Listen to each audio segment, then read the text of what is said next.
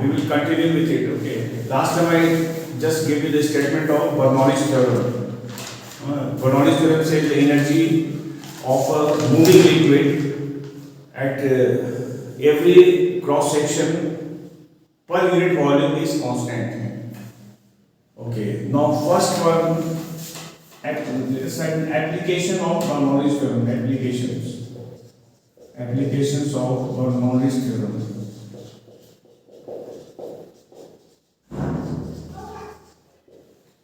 First one, expression for pressure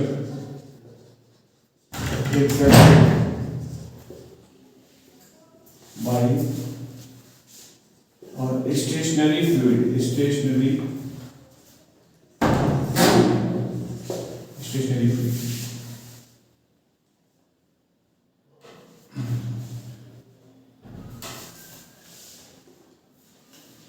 Stationary.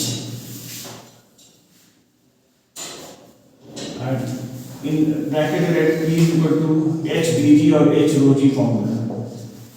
In class 9 we used to do pressure formula used to apply by a liquid or by fluid HdG, but now we are using the symbol rho for density. We are not using d for small d for density. We are using rho here to improve our standard. Okay. P is equal to H rho G. How to prove this? Using Bernoulli's theorem. For proving this, we'll take a container here like this. Maybe some stand we are taking here like this.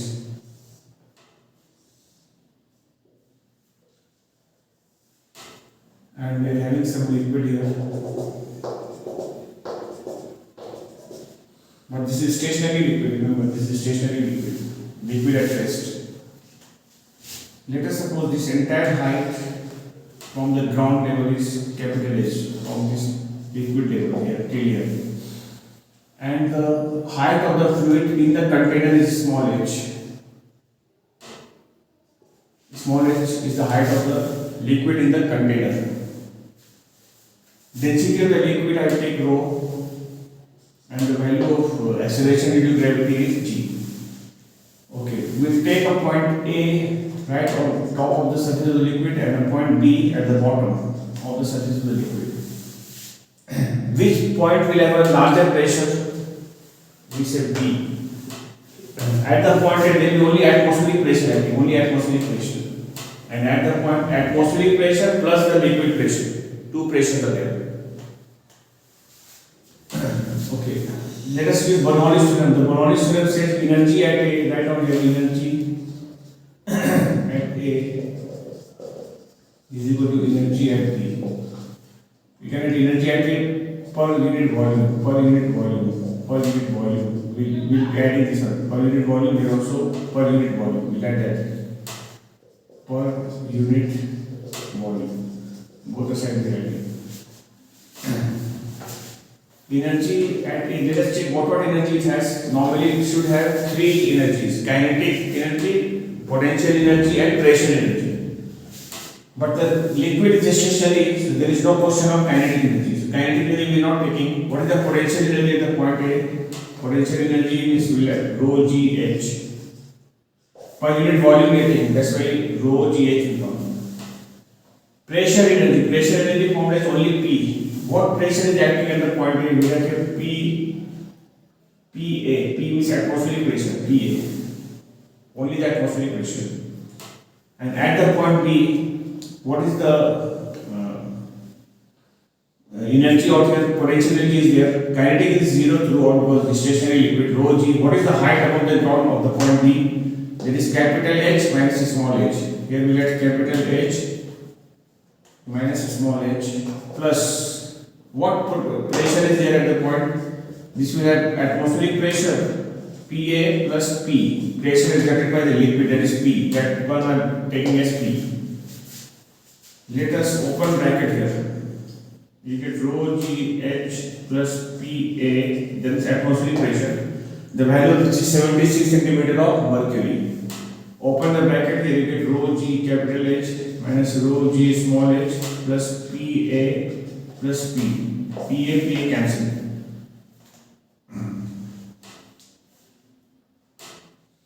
sorry, I mean this will be capital H only, because above the ground level the point A height is H, capital H should come. Then this one and this one cancels. You get 0 is equal to minus rho g h plus p. Therefore, rho g h is the value of p. Or we can write concluding answer of p is equal to h rho g. The proof. This is proved. Potential energy of the point A will be rho g into height. The height above the ground for the point A is capital H. So we should write capital H here. Okay. Now, second application. Expression for second application we do is called expression for efflux velocity. Expression for efflux velocity. Efflux velocity. That are like V, E, F, F. Okay. Let us take this case. What is called efflux velocity? Suppose we are having a container and we are making an orifice or a hole in the container at some depth from the free surface of the liquid, that is from the upper surface. We are making some hole over here. When you make some hole over here, the liquid will be ejected. The liquid will be coming out like this and will be coming to the ground like this. It will be hitting the ground. Liquid will start coming out. The velocity with which it comes out from the orifice, that velocity will be horizontal velocity like this. That velocity with which the liquid comes out, that is known as efflux velocity. This velocity is called velocity of efflux. Velocity of efflux. Let us suppose the depth of the hole from the free surface is h, this one. Because we are making the hole here. The hole is situated at a depth h from the free surface of the liquid, from the upper side. The depth of the point, this point I will take as B, suppose B. Where we are making orifice, that is we are making a hole through which the liquid is forcing out, coming out, emerging out. Okay. Now, we will equate net energy at the same rate using Bernoulli's theorem. Energy per unit volume at A is equal to energy per unit volume at B. We are making equals. What energy will it have at the point A? We will check. The kinetic energy, actually let us take this one for that. Kinetic energy plus potential energy plus pressure energy, all the three energy, pressure energy at A equal to same thing, kinetic energy plus potential energy plus pressure energy at B. These will be equal according to Bernoulli's theorem. Kinetic energy at the point A, because liquid is a weak container, the liquid level is falling down very slowly, very slowly it is decreasing. That means the velocity will take almost zero. You have got a big water tank, maybe 1000 liter tank or maybe 5000 liter tank. You will not see the movement from top. If you see that there is a tap, when you open the the valve for getting water there, if you open it, the water will be coming out. But you will not see the liquid level going down. Physically, you will not be able to see because the liquid goes down very slowly. It takes very slow, long time to go down the level. The velocity at that point will take zero. Then kinetic energy at the point A is zero. Plus potential energy is there. Potential energy will be rho g h, rho g capital H. Plus pressure energy at the point is only atmospheric pressure at PA, because the surface is again exposed to air, equal to other side. Kinetic energy, this time velocity which is coming on, there is kinetic energy is there quite substantial because velocity of the liquid is very high there. Here we will be writing half rho v square, that will v is velocity of efflux square, plus what is the potential energy here? Rho g capital H minus small h. What is the height of this point above the ground level? The capital H minus small h is the height of the point D. Plus hole means what? It is again exposed to the atmospheric pressure only. There is no liquid for there. So this will be again equal to PA, no PL. Because the hole means it is exposed to the atmosphere again. We'll cancel PA and PA cancels.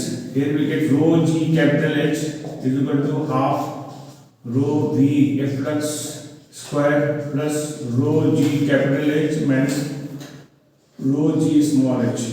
This and this cancels. Rho G will take this side. We get rho G small h is equal to half rho V efflux square. Rho and rho cancel. Velocity of efflux value will become root 2g h small h. Root 2g h. This is the formula or expression for the velocity of efflux, we call it, or we call it efflux velocity. Means with this velocity the liquid will be forcing out, will be coming out. Then efflux velocity depends upon mainly the depth of the hole.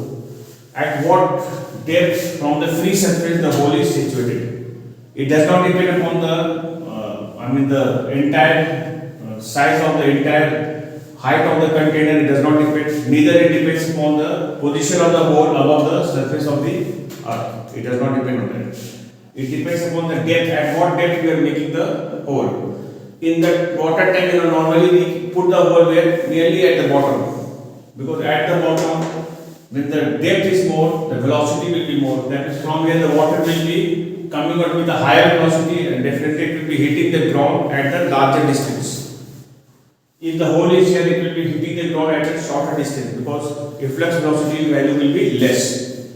Because it depends on the depth of the hole from the free surface of the liquid, from the upper surface, remember it. And it does not depend on any other factors. This is the expression for the velocity of efflux. We are using Bernoulli's theorem and finding expression. And the third application, this was second one. Third application is expression for the third one now. Expression for the pressure difference. For the pressure difference at the same horizontal level. For this we draw a diagram. This diagram is called Venturi meter. The diagram is like this.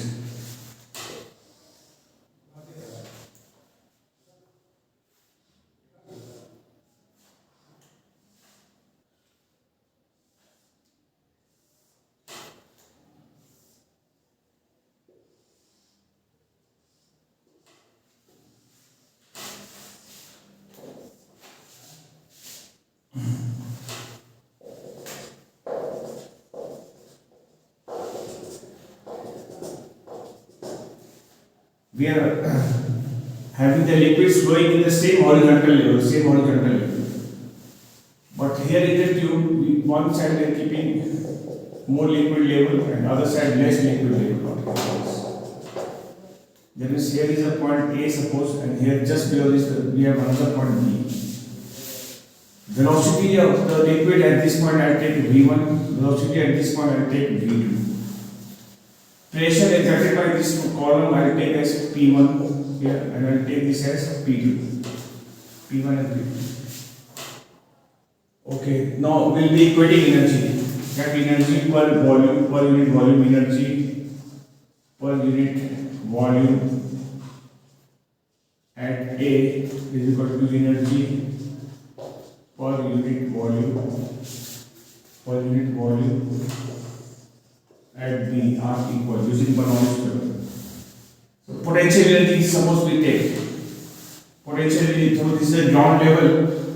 On or we can take they are the same level. So this is only the level of potentiality here and here will be equal. So these two sides will get cancelled. So no need to write that. So we'll add only kinetic energy. Kinetic energy will be coming at half rho V1 square plus pressure at this point.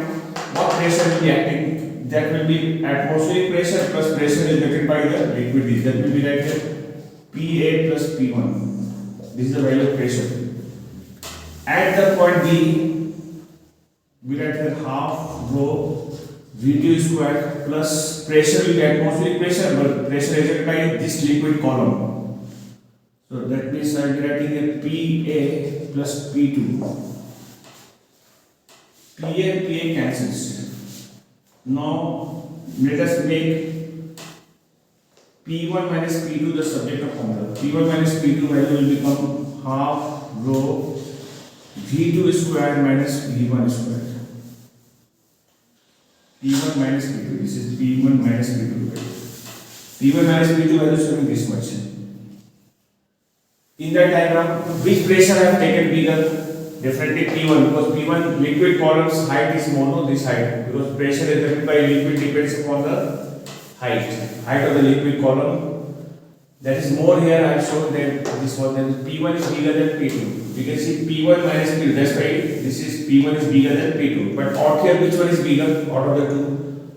V2 is bigger than V1. Because P1 minus P2 answer must come positive. So this side answer to get positive, V2 square must be bigger than V1. That means a point of very common observation and interest is where the pressure is more, velocity of the liquid is less. That means P1 is more than V1 is less. And when P2 is less and V2 is more, the point of high pressure will have less velocity and the point of low pressure will have more velocity. Just have a look at it. So this is a very important fact. Where the, in other words, we can take this, where the fluid's speed is higher, there will be low pressure. Here V2 was high and pressure value was low. And where the velocity of the fluid is less, then pressure will be more. So that means if we maintain two different speeds on the same level in a fluid, then there will be difference in pressure at those 2 points. Low pressure will be created where the speed is high, and high pressure will be created where the speed is low. So pressure difference, what will pressure difference do? Pressure difference will give a force in the direction from high pressure zone to the low pressure zone. So this will create a force. These two pressure difference create a force of drift. We write pressure formula as force by area. We write force by area is equal to half rho V2 minus square minus V1 square. Therefore force of drift will be equal to half A rho into V2 square minus V1 square. This force is called force of drift. Force of drift. That means the body will have tendency to be moving from a point of high pressure to a point of low pressure by a force. Then that force is the force of drift. This is very important expression, the force of drift, and the pressure difference expression is this one, half rho V2 square minus V1 square. You know, when does a cyclone come? Cyclone comes when we have very low pressure zone created on the surface of the earth and high pressure zone is created on the above the surface of the earth. So due to the pressure difference, what happens? The speed of the wind will be very high at the low pressure zone, that is on the ground area. And since pressure is less there above the surface of the earth, then the speed of the wind will be less. So this is the reason a force will act between the high pressure and the low pressure. The wind will be coming down with a large force, with force of drift, and will be removing everything from the surface of the earth in the form of cyclone. Maybe hurricane, maybe different names are given, Amphan and all, so many names are there. So this is the main reason for giving the force. Pressure difference is created. Even all aerodynamics, the thing which moves in the air, they all work on this equation or on this formula, force. Aeroplane has got a rotor at the back like this. fan is there. That fan circulates the air. That means the speed of the air and in that region is more. That means the pressure created in that zone is less. And other side the wind is moving with a normal speed. Then other side the speed is less. Then pressure is more. So between low pressure and high pressure zone is created there. And the force will act between high pressure zone and low pressure zone. The force of drift will act in the direction from high pressure to the low pressure. That will make the plane to move forward. Then in the direction high pressure to the low pressure zone this way. And that will be called the force of drift.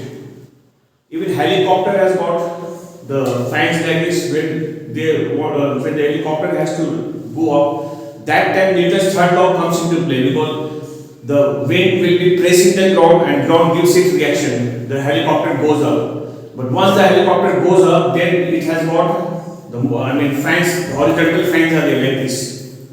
Then the upper fan, the top fan will stop working, and then this other side fan will be now coming into the play out here. And that is circulating the air there, and then the low pressure zone is created in the entire helicopter, and the other side wind speed is high. The helicopter is drifting with a high speed because of the large force acting on it. So that is the idea altogether. Even it is said that it is advised for the person not to stand near a moving train, fast moving train. In the platform or no, one should be quite away from the train which is crossing the platform, crossing the station. The reason is what, because when the train moves, the air surrounding the train, which is close by the train, that air moves with a high speed along with the speed of the train. That means a low pressure zone is already there, and other side airs, the high pressure zone will be there because the speed is normal. So between high pressure and low pressure, a force will be acting. So any object in between the region will be experiencing a force towards the low pressure zone where the train is there, in the direction of the train. The person will be pushed towards the train and there is a chance of accident. That's why one is not advised to stand near the fast moving train. That is the idea altogether. So this expression is very important. It is used in aerodynamics. Even when the swing bowling, bowler around when they swing a ball, so they apply the same technique out here. While swinging, so they make the ball to spin there in the air with high speed like this.